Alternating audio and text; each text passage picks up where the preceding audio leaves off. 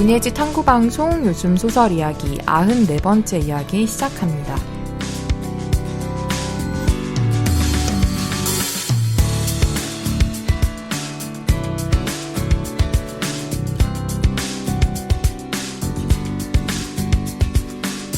안녕하세요. 저는 해방촌에서 문학서점 고요서사 운영하고 있는 차경입니다. 안녕하세요. 저는 KBS 1라디오에서 라디오 프로그램 제작하고 있는 이주영입니다.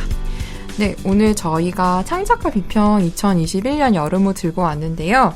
실은 저희가 2주 전에 그 송승헌, 김상혁 씨님이랑 창작가 비평에 실린 신작시들 이야기 한 적이 있어요. 네, 근데 저희가 잡지 전체를 들여다보진 않아서 잡지에 대한 얘기 간단히 하고요. 여기 실린 신작들 중에서는 김유나 작가의 랩풀다운이라는 작품 이야기 해보겠습니다.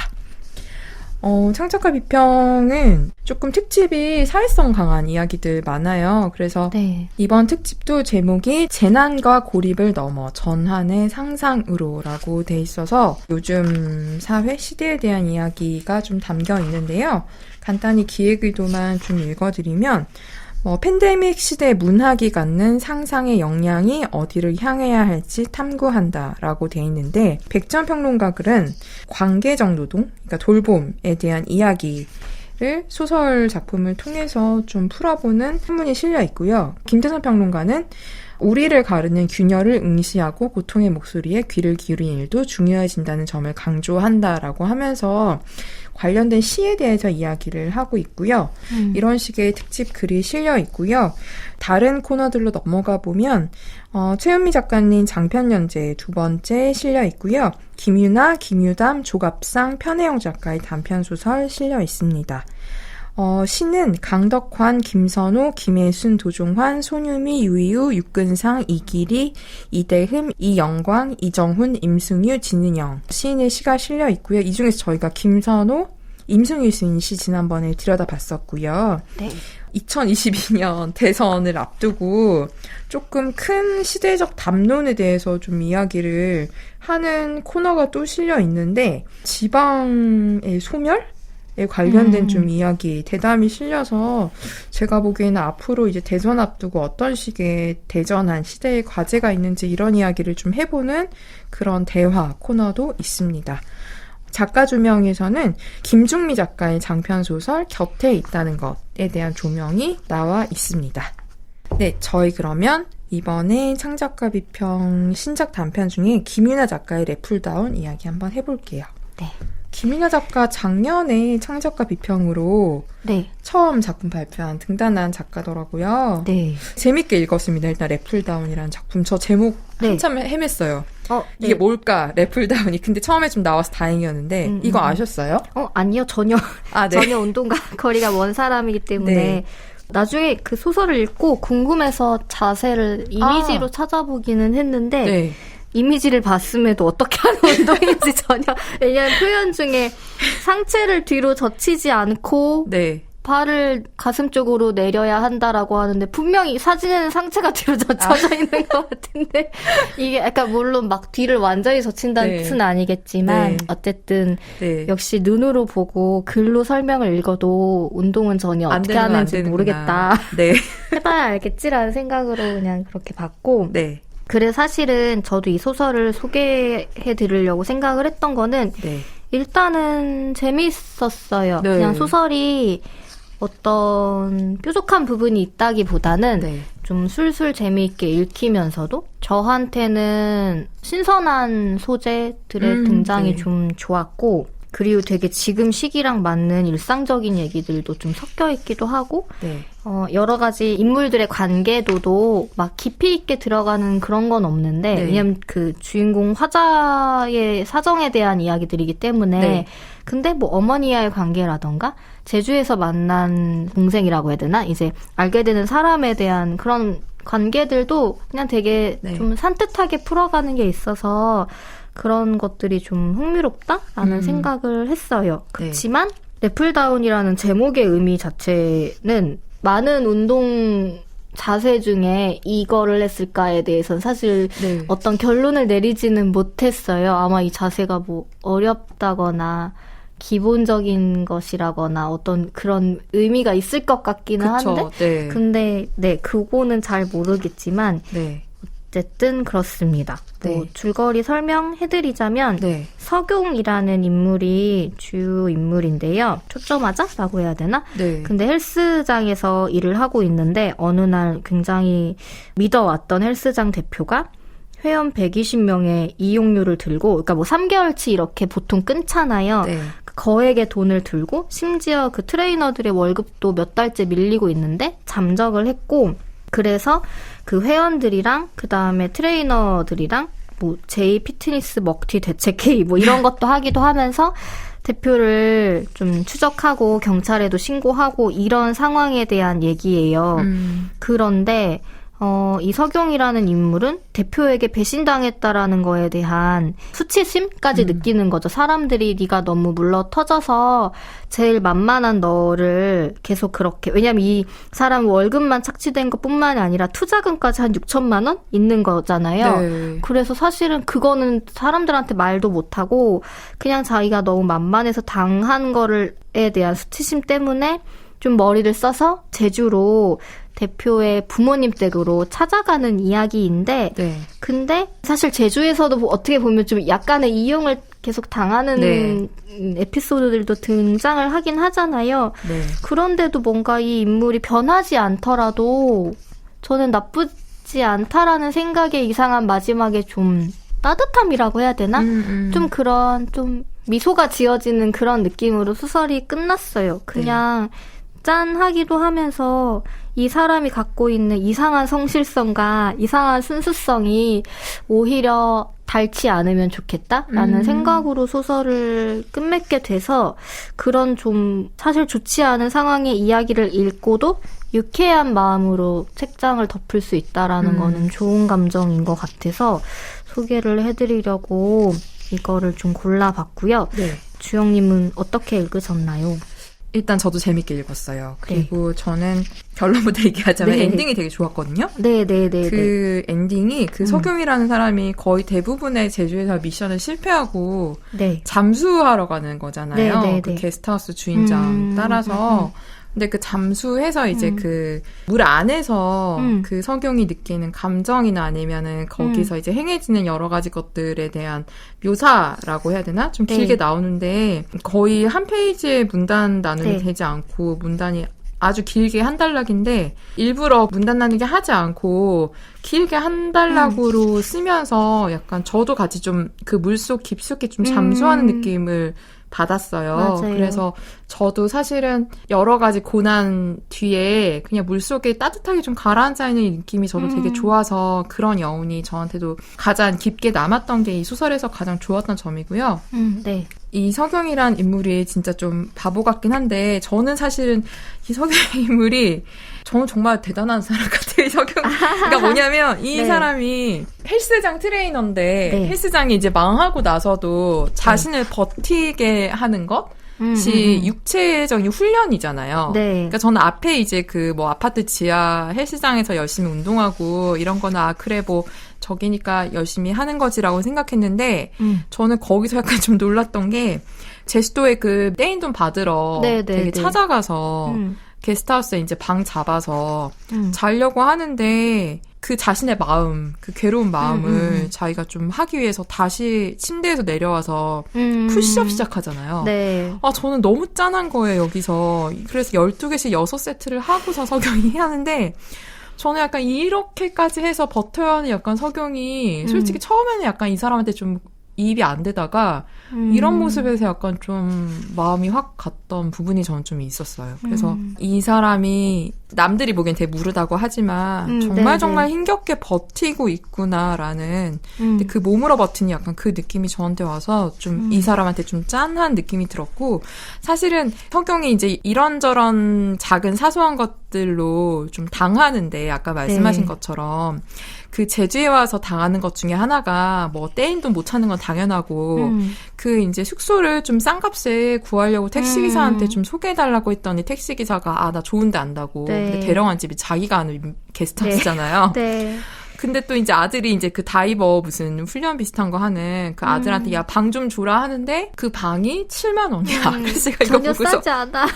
아니 어떻게 7만 원짜리 방을 싸다고 데려왔나. 근데 그나마 석영이 밥 안 먹으면 6만 원 해주냐 그래서 그나마 깎았잖아요. 네. 근데 그래서 전 사실 이 백석이라는 사람이 좀 미웠는데 근데 좀 갈수록 이 백석이라는 사람이 저는 좀 매력이 있더라고요. 맞아요. 이렇게 석용한테 약간 조금씩 좀 사기 비슷한 약간 그런 식으로 치면서 결국은 약간 석용을 꼬셔서 살살 이렇게 물속으로 끌어당기고 또 밥도 이렇게 결국 먹이잖아요. 죽어도 먹지 않은 흰쌀밥을 먹이잖아요. 그러니까 저는 이 백석이라는 캐릭터도 이 소설 안에서 되게 잘 작용하고 있다. 그래서 그런 예를 들면 뭐 도인 같은 되게 느긋한 삶을 사는 어떤 그런 현자가 아니라 살짝 사기성이 있는 어떤 다이버가 어쩌면 석용을 조금 이렇게 편안한 방향으로 좀 끌고 간다는 저는 그 백석의 캐릭터 저한테 좀 마음에 들었던 것 같아요. 근데 제가 이 소설을 읽으면서 아쉬웠던 점은 이 석용이 떼인 돈 이제 받으러 헬스장 사장형의 네. 집에 찾아가는데 그 집에 찾아가서 결국은 되게 허리 굽은 형의 어머니가 힘들게 이제 뭐 빨래 널고 있는 장면 보면서 그냥 마음을 확 접어버리잖아요. 네. 근데 저는 그게 저한테는 사실 좀 아쉬웠어요. 이게 물론 접을 수 있죠. 그리고 접을 만한 상황이라고 작가가 그리고 있는데 저한테는 좀 쉽다고 해야 되나? 저는 좀 쉽게 넘어간 느낌이 저한테는 좀 들었어요. 그래서 여기서 이렇게 넘어가고 끝나나? 약간 이런 느낌이 들었거든요. 심지어 네. 다른 사람들이 제주가 본갈에 주소만 알아내면 돼 라고 했는데 네. 거짓말 하잖아요. 거기 아무도 안 산다고. 네네네.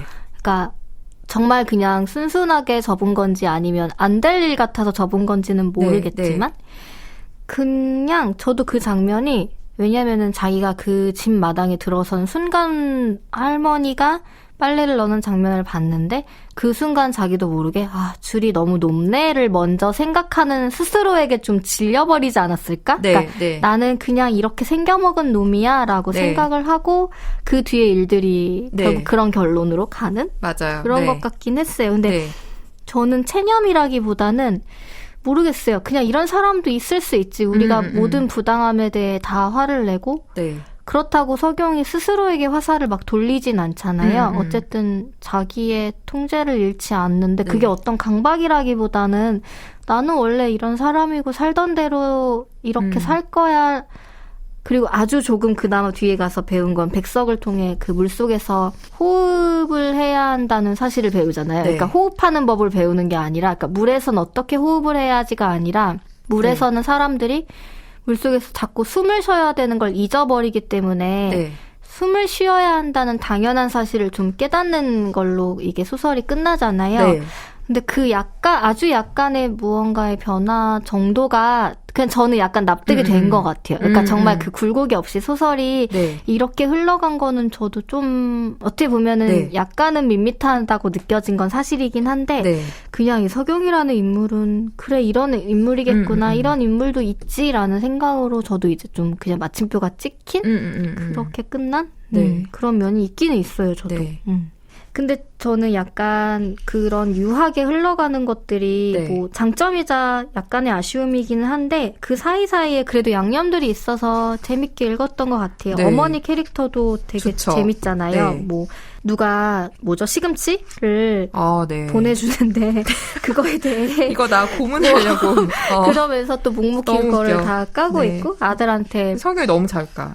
푸념을 하는데 제주도 갈 거면 나랑 가자라고 하면서 아들이 또 들은 채도 안 하니까 마지막에 야 30이라도 보내라고 하면서 돈은 X를 정확하게 이 정도는 타협점이 있지 않을까라는 그런 것도 되게 솔직한 것 같고 그리고 그런 사람들의 어떻게 보면은 악함이라고 해야 되나? 그러니까 참 어리숙한 사람들이 계속 좀 등장하는데 뭐 회원들 중에는 150이나 내가 돈을 미리 냈는데 당신을 봐서 근데 어떻게 아무것도 안 해주냐라고 떡집하는 사람이 말했더니 석용이라는 사람은 한다는 얘기가 나중에 돌떡이라도 꼭 맞출게요. 근데 이게 너무 진심이잖아요. 네. 근데 그걸 듣는 사람도 복장 터지시는데 허탈하게 돌떡이요라고 하는 게 네. 진짜 이 돌떡 같은 느낌인 거예요.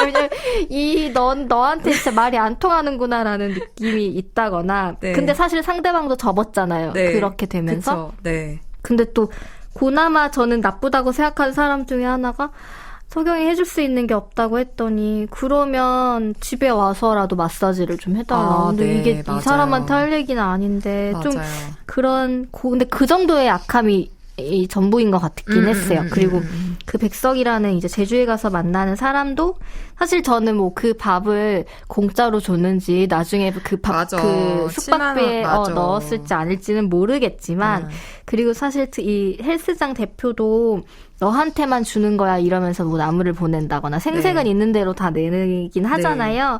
그러면서 이제 뒤통수를 치지만 그리고 이제 그 스쿠버 다이빙 하러 가자고 자기가 먼저 꼬셨으면서 장비도 다 지워줬으면서 15만 원. 근데 15만 원이에요라고 했을 때 그냥 계속 비슷비슷한 사람한테 당하지 않을까라는 생각도 좀 드는 네. 한편 저도 근데 이상하게 이 백석이라는 사람이 나쁘게 느껴지지 않았어요. 너무 귀여워요. 형님 드릴 말씀이 있는데 표정이 곧 죽을 사람 같아서 못하겠어요.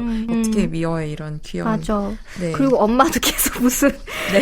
되게 좋은 말씀 보내면서 그러니까. 제주로 간 게 혹시나 나쁜 생각 그러니까 엄마는 다 알고 있는 느낌인 거잖아요. 그 지금 대표한테 당했다라는 걸 어느 정도는 숨기고 있지만 그쵸. 석용은 엄마가 나쁜 생각은 안 하겠지 난 널 믿어봐 약간 이런 걸 보내고 백석이 보기에도 떼인 돈 받으러 왔다라고 들었더니 근데 얼굴은 죽상을 하고 있으니 왠지 좀 그런 느낌인데 그 와중에도 근데 15만 원 챙겨야 되고 그러니까 그런 인물들의 총체적인 느낌이 나쁘진 않았는데 참 마음이 복잡하죠. 그래도 큰 사기는 안 당했으면 좋겠네요. 네.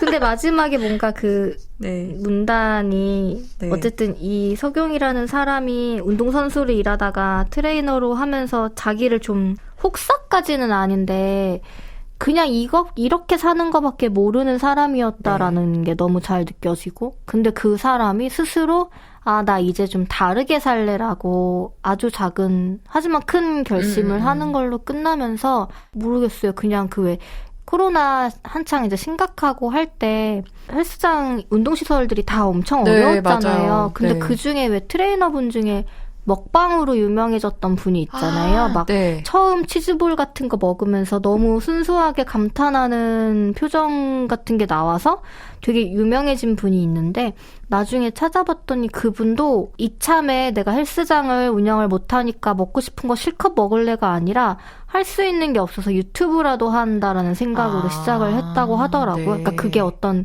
내려놓음이 아니라 그러면 나 뭐라도 해서 먹고 살아야 되고 근데 그게 뭔지는 모르겠으니까 일단 먹방을 유튜브를 텅 빈 헬스장을 배경으로 해서 막 기름진 음식을 먹는데 거기서 나오는 순수한 기쁨과 그 멘트들이 너무 약간 순수하다는 말이 비꼬는 게 아니라 정말로 찐으로 감정이 나오는 왜냐면 이래서 회원님들이 다이어트를 못 하셨군요. 약간 왜 자기는 이걸 정말 안 먹어봤기 때문에 이렇게까지 맛있는 줄 몰랐다라는 거예요. 그러면서 이해가 된다. 여태까지 내가 먹지 말라고 해도 먹을 수밖에 없었던 이유는 이렇게 맛있는 거 여태까지 드셔왔던 거냐. 약간 이런 반응들이에요.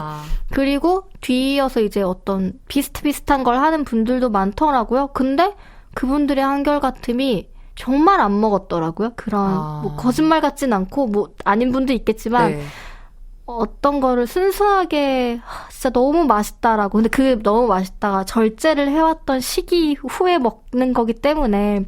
근데 진짜 독한 건 그렇게 먹고 또 운동하죠. 그러니까 오늘은 왜 치팅데이라는 말을 일반 사람들도 쓰긴 하는데 이분들은 계산이 계속 서는 거죠. 물론 그게 어떤 일종의 강박일 순 있지만 근데 저는 그게 좀 다른 순수하다고 해야 되나? 그러니까 자기 몸을 스스로 통제하는 사람은 저는 그런 사람이 아니라 좀 일면 존경하는 게 있거든요. 왜 약간 운동선수들에 대해 어떤 단순하다라는 이미지를 선입견이 안 좋게 자리 잡은 경우들이 있는데 저도 마찬가지이기도 하고 근데 어느 순간 자기 생활을 저렇게 통제하고 그건 정말 정신적인 영역이라고 생각을 해서 되게 존경심이 뒤늦게 막 이렇게 샘솟는 게 있는데 이 서경이라는 인물이 좀 그런 게 있었던 것 같아요. 사람들이 왜 몸집이 크고 이러면 아둔하다라고 서경이 지금 엄청 거구잖아요. 네.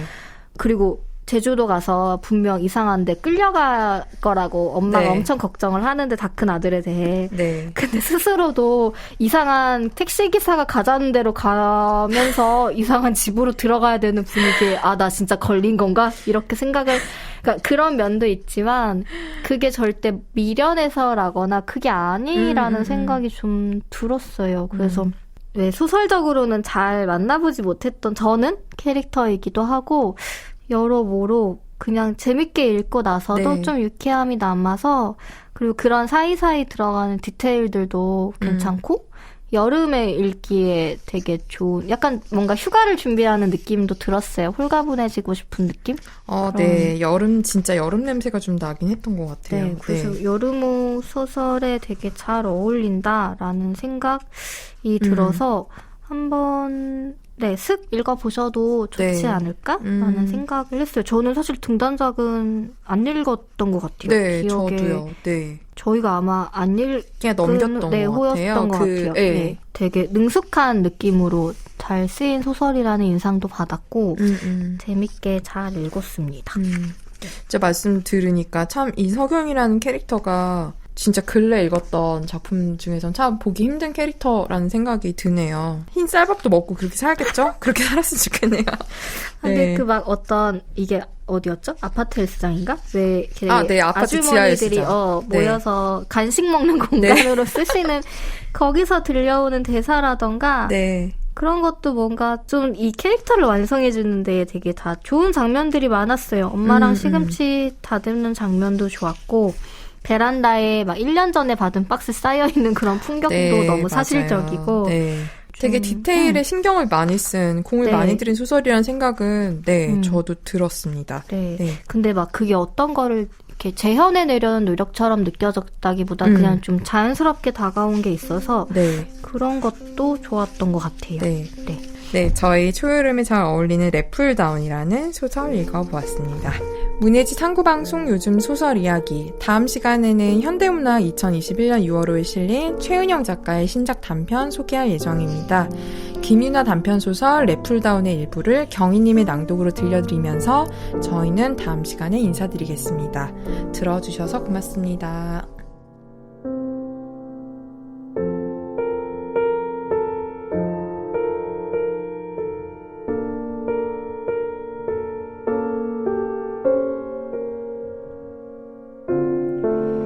서경은 고개를 끄덕였다. 백석이 왜 숨을 깊이 천천히 쉬라고 강조했는지 알 것 같았다. 얕은 호흡이 문제가 아니라 자꾸만 숨 쉬는 걸 잊어버리게 되는군. 서경은 지끈거리던 광배근과 이두, 삼두근의 긴장이 풀어지며 관절이 물의 일부가 된 듯 부드럽게 움직이는 것을 느꼈다.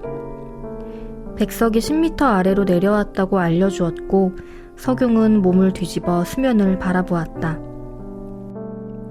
몸이 새털처럼 가벼워진 것 같은 느낌 탓에 웃음이 나오려는지 눈물이 나오려는지 배 속에서 무언가가 치밀고 올라오는 게 느껴졌다. 서경 평생에 이렇게 재미있고도 슬픈 경험은 처음이었다.